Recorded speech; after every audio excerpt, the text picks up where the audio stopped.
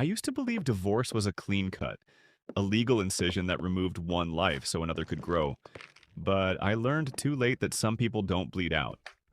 They linger, they infect, they rot everything they touch.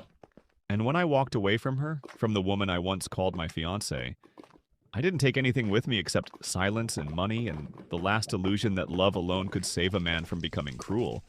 Because I didn't leave her for another woman at first, I left because staying felt like drowning in a room that kept shrinking. Every argument looping back to ownership, to entitlement, to the way she spoke about my future as if it were her inheritance already. And when the divorce was finalized, she smiled like someone who had already decided how the story would end, as if the papers were merely a delay, not a conclusion. And I told myself I was free when in reality I was only unguarded, because freedom doesn't announce itself with relief. It comes quietly, and quietly.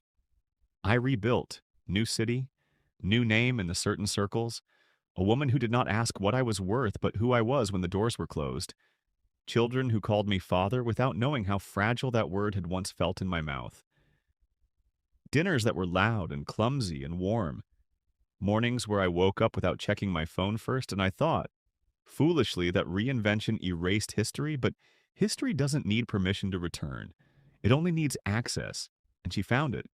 First as rumors whispered through business partners who suddenly hesitated, then as anonymous complaints filed where my name appeared clean and well documented, then as stories twisted just enough to sound believable, abuse implied but never stated, infidelity suggested but never proven, enough smoke to make people step back even if they couldn't see fire.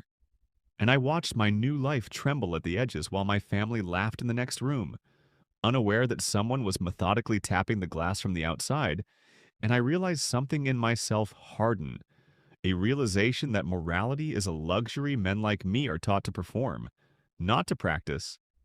Because wealth doesn't just buy comfort, it buys distance, it buys intermediaries, it buys the ability to never get your hands dirty while still feeling the satisfaction of control. And I hated myself for how naturally these thoughts came, how easy it was to justify them by calling it protection instead of revenge, survival instead of malice, because I wasn't trying to hurt her, I told myself. I was trying to end the threat, to close a chapter she refused to stop rewriting, and the world I lived in offered solutions the way polite society offers wine. Quietly, with plausible deniability, through conversations that never named what they were about, and I never asked for specifics, never wanted to know the